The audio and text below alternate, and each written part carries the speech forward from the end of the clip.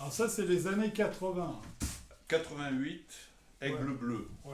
Alors ça, c'est une des Alors, plus proches de nous.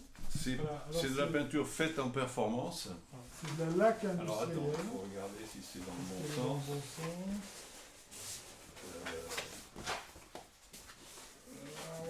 Non. Non, il Allez, faut tourner. tiens. C'est donc le sauvage, un petit peu, qui était les prémices de ce que va devenir le personnage de Zuman. C'est un Indien, les cheveux, le grand cheveux, et il a un grand cœur, et il y a l'oiseau bleu donc, qui est là, qui est l'homme et l'oiseau.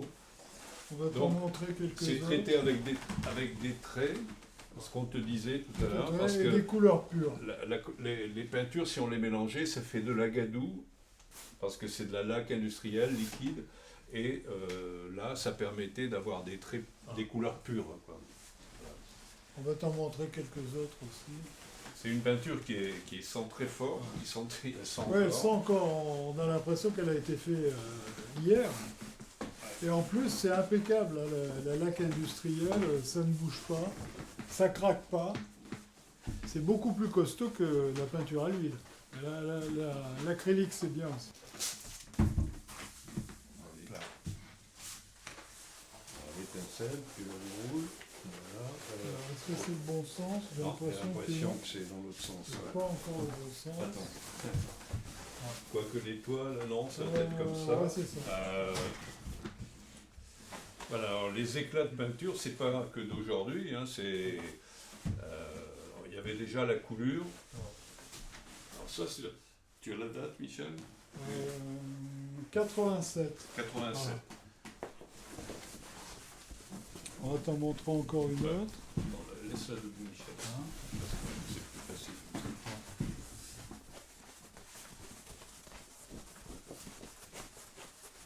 Ouais, on va la redescendre. C'est bon. Alors, la troisième. Alors, là, ouais. C'est Rimbaud. Pas sûr. Non, le poète, oui, c'est Rimbaud. Ah si, le c'est poète. enfin le poète. Ouais, c'est vraiment celui qui symbolise le plus la poésie. Et le plus moderne, encore le plus moderne. Bon, vas-y. Non, c'est comme ça. C'est comme ça. Tu vas là-bas ou là. Alors de quelle année? Regarde, Michel. Alors celui-là, 87 aussi. 87. Nous avons commencé en 83 hein, quand même. Donc elles ont... Voilà. Voilà Rimbaud. Ah, c'est le poète, tous les poètes, quoi. C'est peint comme une performance, en fait. Ouais. C'est-à-dire, on tourne autour, on Voilà. met des traits. Et puis après, il y a des moments où on la met debout et on la grave sur un mur et on.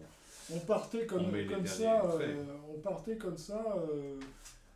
dans une direction inconnue. Et puis d'un seul coup, tout commençait à se mettre en place. Bon, en plus du travail en groupe, du travail à plusieurs, c'était aussi la dynamique, l'expression dynamique due par le trait et par la couleur. Et on testait plein d'éléments comme la coulure, comme la giclure, tout ce qu'avaient fait les précédents peintres qu'on admirait. On essayait de le travailler sur nos peintures en fait. Au début, il y avait la bad painting, il y avait les nouveaux fauves allemands, la trance avant-garde. C'était dans l'esprit du temps. Une peinture très dynamique. On se posait moins de questions. Bon, nous commencions à mettre en place quand même des éléments sur le sauvage, le peintre sauvage, celui qui va donner un coup de pied dans le chevalet, qui va faire exploser la peinture et la faire revenir au centre du débat, parce que le conceptuel occupait le haut du pavé. C'était à nous de changer tout ça, de changer la donne. Comme en musique, le punk par exemple a bousculé la musique planante et est revenu à des fondamentaux. Nous c'est pareil. C'était une époque donc où on essayait d'improviser et puis de jeter beaucoup d'énergie en fait. Souvent on s'accompagnait de musique et ce qui comptait, c'était l'énergie. Et on essayait de trouver le trait juste, en fait, qui marquait bien ce qu'on voulait exprimer. Quand les murs de la ville changent, voilà, c'est ça, la couleur revient. Le gris, le noir et blanc, tout ça disparaît un peu. Et puis au niveau du sens, c'est quand même le poète, c'est un homme qui est dans une terre dévastée et qui essaie d'amener donc de l'espoir. Il a des ailes d'ange. Embellir la ville, embellir le monde en faisant réfléchir. C'est ça un petit peu notre problématique, qui est toujours là d'ailleurs. Amener de la poésie aussi. Bien. Bon. Oui, non,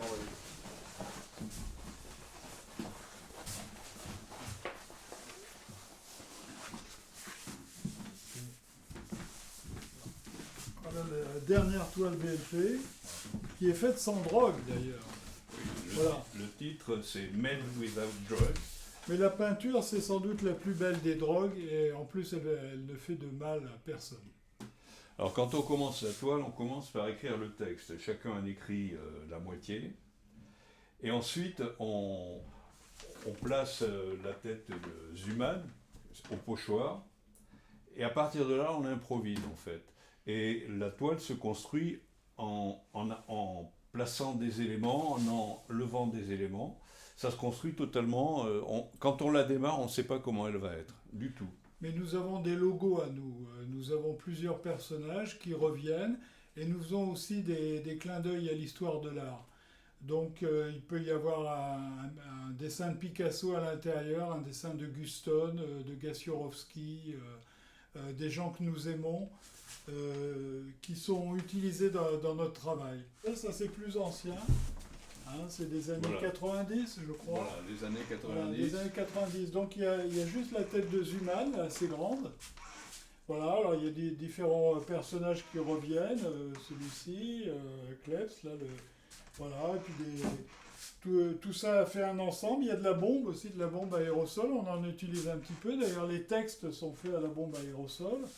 Voilà, un clin d'œil au travail de rue. Il y a aussi, là encore, on voit, on avait utilisé, on venait de rencontrer Basquiat, on lui rendait hommage en mettant la couronne qu'il utilise souvent, et du coup, c'est revenu depuis 2 ans à peu près, on la remet un petit peu pour ne pas oublier cette époque. Et derrière, en fait, sur la tête de Zuman, elle est pleine de couleurs, d'abstraction. C'était aussi la symbolique du passage de l'abstraction à la figuration. On a beaucoup aimé ça. C'était ce qui était en vogue quand on a commencé. Et nous, on y colle dessus là, une certaine figuration, en fait. Comme les DJ, on utilise le sampling, c'est-à-dire toutes les images qui nous sont données, un petit peu tous les styles, l'abstrait, les coulures, la bombe à aérosol, le Posca, le pinceau. On utilise tout ça et on en fait un mix. On mélange tout ça. Un peu qu'on mélange à deux, on mélange toutes les idées, toutes les influences, pour ne faire qu'un seul tableau. Et VLP devient le peintre.